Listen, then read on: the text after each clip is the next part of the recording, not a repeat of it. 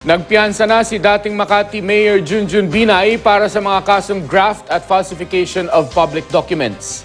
Yan ay matapos mapunta sa Sandigan Bayan 3rd Division ang pagdinig sa mga kasong 2 counts ng graft at 6 counts ng falsification of public documents laban sa dating alkalde.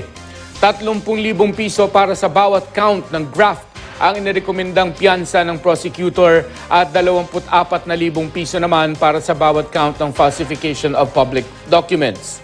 Nag-ugat ang mga kaso sa umano'y anomalya sa pagpapatayo ng 2.2 billion pesos na Makati City Hall Building 2.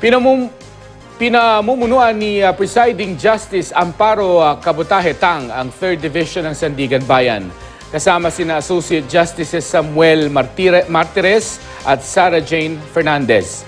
Bukod sa kasong graft laban kay Junjun Binay, hawak din ng naturang dibisyon ang isa pang graft laban naman sa ina niyang si dating Makati Mayor Elenita Binay.